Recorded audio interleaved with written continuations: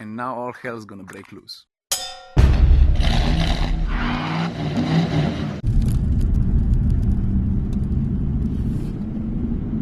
Banda, jaz mislim, da je čas, da se končno posvetimo enemu najbolj zaželenih avtomobilov v tem trenutku, to je BMW-jeva ta nova petka, avto, v katerem sedim. Dajmo začeti z osnovo. Tole je BMW 5. Jaz verjamem, da ne rabiš biti entuzijast znamke, da bi to vedel. Za tiste pa, ki se na BMW ali pa na petico ne spoznate dost, vam bom razložil, koliko ta avto pomeni za znamko. Veš, BMW je dal narediti eno neodvisno anketo, in je ogromno ljudi vprašal takole. Če ti jaz rečem BMW, na katero avto ti najprej pomisliš? Ne drobiš več, kot 60% ljudi je rekel BMW 5. Veš, ta avto praktično definira znamko in zato je še toliko bolj pomemben. Ampak s tem so pa pol tudi pričakovanja toliko večja. A veš, kaj hočem reči? No, ampak pri BMW-ju so se potrudili. Preden so ta avto spustili na cesto, so z njim naredili 4,7 milijona testnih kilometrov. Kar je še vedno koliko je na 800 jurjev manj kot Ford za svojega tranzita? Ok, to zdaj ni bilo fair. Ampak je res, prva sladka, ta bo dost kratka.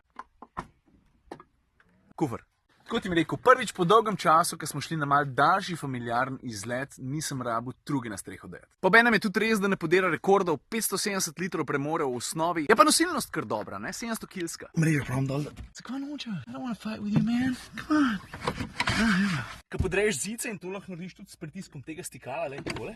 Je pa le prostora pa za Jurija 700 litrov, to je pa že kar oranj cifra. Spet ne rečem, da je rekordna. Ampak meni je zadostvar in to je vse, kar je meni pomemben. Druga sladka svežina, petka, sploh pa karavan je na trgu razmeroma malo časa. Jaz vedno to dostkrat poudaram, to svežino modela, ne? Ampak če znamka zna dobro nahajpati svoj nov avto, jih to lahko daleč nese. In v tem trenutku je to definitivno petkina prednost. Až medtem, ko se je prah okrog Mercedesa E, ki je tudi še razmeroma nov, že malo polego, je tale še v polnem naletu. Čez ne pol leto bomo pa podobno govorili za Audi A6. Tako pa če. In to je pomembno. To je dobro za avto. Tretja sladka, petka na tehnološkem področju več kot dostojno parira Mercedesu E. Veš, ko Mercedes E je zdaj kakšno leto rulil v tem razredu. To moramo priznati. In vidi se, da so se pri BMW-ju na to pripravili. Pa ne samo to, uvaja tudi kup segmentnih premier. Veš, kadarkoli se ti lahko pohvališ segmentno premiero, ne, to je ne take vrste prestiž. A kjer točno so te segmentne premiere? Stari, če me sklej še na en kondom stopom pa začel bruhati, presežem.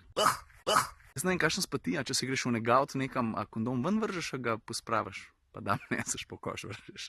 Zdaj, kar se teh segmentnih premier tiče, ne, večino dolguje sedemki, to je res. Recimo pameten ključ z zaslonom občutljivim na dotik. Zdaj, če te zanima, kaj točno ta ključ ponuja, na kakšen način se ti lahko s tem ključem igraš z avtomobilom, pa id par vlogov nazaj pogledati, ker sem predstavil BMW 7 V12. Prav. Druga segmentna premiera je pa upravljanje z gestom. Srečen pozdrav iz Hrvatskog avtokluba o stanju v prometu.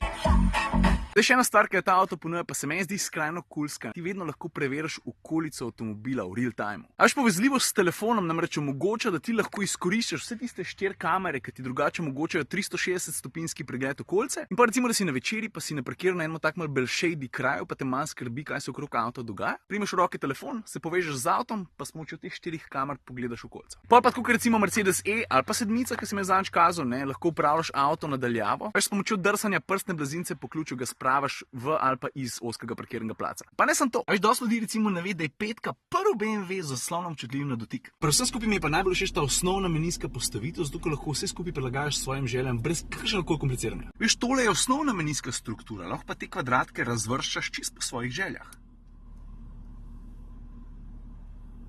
Dost simpel. Če so pogoji pravi z na pol avtonomno voz do hitrosti 210 km/h, pa sam znamenjat vozne pasave, pa take fore. V bistvu dost pameten. Hej, ovce, ovce! Ej, punce. Punce, lame ali pa ovce, ne šmirgljajo me 5%. Četrta sladka, kabina, mislim ambient. Razlika v primerjavi s prejšnjo generacijo je res občutna. Je pa po eni strani res, ne, da jaz sedim v totalno nalovdani petki, ki stane več kot 100 jurjev. In to se nikjer more poznati. Najbolj se to pozna glih tukaj noter, v kabini. Pa tukaj nimam v mislih sam teh stvari, ki so klasične za velike podobne limuzine ali pa konec koncev karavane, predvsem zvočna zatesnenost kabine pa take reči. Kar se videza tiče, ne morem soditi. Priznam pa, da vse skupaj deluje zelo lično, ergonomija je praktično popolna, kakovost materialov je nesporna, sestavljenost komponent je v nula. In po eni strani, če zamižiš na en uč, imaš res feeling, da sediš v malo pomanjšani sedemki. Čeprav je, da se razumemo, razlika med petico, pa ne glede na to, koliko dobro je opremljena, pa sedmico še zmeraj velika. Mislim velika, tako jo opaziš. Ško je? V bistvu zadnji sploh še sedmo nisem. Sprav sprednji sedež je naštiman zame, jaz sem velik 1,75 m, prostora. Ne moram reči, da je ogromen. Zato je v tem segmentu vedno tako bilo. Petka nikoli ni imela prostora na pretek tukaj zadnji. Le sonček. Zdaj smo prišli pa do te prve kisle. And now all hell's gonna break loose. Prva kisla, videz. Jaz razumem, pri BMW-ju so tako kot pri večino tekmicih rajši izbrali evolucijo. Tudi pol, ko se posvetiš detajlov, če jih primerjaš side by side, recimo žaromete, v bistvu vidiš, da je razlika razmeroma velika, da si niso tako podobni, kot bi na prvi oč mislil. Pa ledvičke so veliko večje, pa Hofmeister King je dobil še eno dodatno gubo, ki jo prej ni imel. To je vse lepo in prav, in ko vse te spremembe vržeš na konec na kup, je razlika po eni strani očitna. Ampak zakaj si pa jaz še vedno želim, da bi bil avto videti malo drugače kot je? Kljub tej razumni razlagi, ki sem jo ravnokar podal. Pač zdi se mi, da je bil potencial za kakšno malo bolj orank spremembo velik, pa ga BMW ni izkoristil. Vse naš dramatičnega avto v bistvu dobro zgleda in to je samo moje mnenje. Mogoče bi sam še kakšno pikico spremenil. A veš, kaj hočem reči? Druga kisla je mogoče malo nefair, zato ker je to cena in se obenem zelo dobro zavedam, da so tudi tekmeci večkrat sposobni predelati takšno veliko številko. Veš, po moje bo zmeri malo zabolel, ko boš pogledal na cenik, ne, pa boš videl, da dizelska karavanska petka lahko stane 108 968 evrov. Vse po eni strani jaz vse razumem, ne, stvari, ki jih ta avto zna, mislim, to je noro. Do neke mere si celo zasluž naziv ta majhna sedmica. In zdaj, če koga zanima, ne, kako si je tale avto preboril za več kot 37 ur dodatne opreme, stisnite pauzo v naslednjem kadru.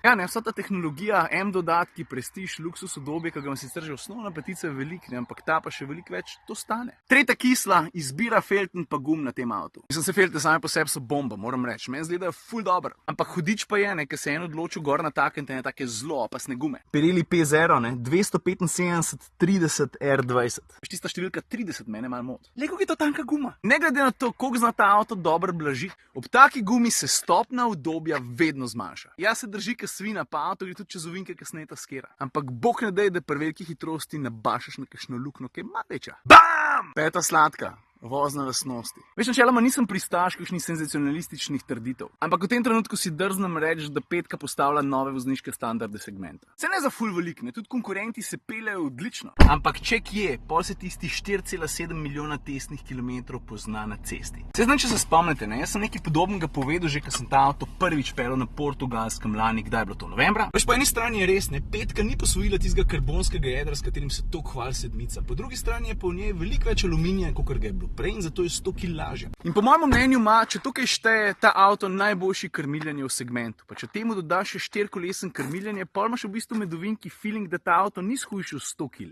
ampak 200 kg. Ne, brez jebanci, jaz sem s tem avtom, kljub temu, da je tako na prvi pogled kot karavan bolj družinsko, pa umirano naravnan, ful užival tudi v ovinkih, tukaj na Pagu. In predvsem skupaj mi je še ena druga stvar všeč, ne, veliko avtomobilov razpolaga z voznimi programi. Ni pa dost avtov, pri katerih je razlika med voznimi programi, ki jih uporabljaš, toliko velika. Vidiš, takole zgleda EcoPro, takole Comfort Mode, takole pa Dynamic. No ja, sport. Ker ti v tem avtu nastaviš na komfort, ne glede na to, kakšne M-pakete pa zrihtane podvozja ima, ne, se ti niti mal ne lušta hitro voziti. To tudi zato, ker se avto v komfortu dejansko ne pele dobro hitro, preveč se nagiba, krmiljenje je preveč posredno, motor ni odziven. Ko prestaviš pa na sport, pa se prilagodi krmiljenje, pa kar naenkrat motor postane bistveno bolj odziven. Da v tem, da je avto veliko bolj čvrst, sploh ne govorim. Takrat pa začneš v ovinkih zelo uživati. Pol pa prijemo do tistega trenutka, ko sem jaz z inženirjem od BMW-ja sedel na večeri, ko sem ta avto prvič peljal takrat na Portugalskem. Pa ga vprašam, ti zakaj pa vi nimate zračnega podvozja? Ker to je ena taka stvar, ki jo konkurenca ponuja, ne? Ne samo v tem segmentu, Mercedes recimo tudi v segmentu nižji. Pa me dec mrtvo hladno pogleda, ne? Pa prav, ja, mi ga nimamo zato, ko ga ne rabimo. Mimogrede tudi en izmed razlogov, zakaj petica ni toliko udobna kot sedmica. Ampak pustimo to, če se vrnemo na tisto, mi ga ne rabimo. Pač tako je, ko ta avto v programu Sport prvič zares zašilaš v tisto ovink, začneš tistemu inženirju takoj verjeti.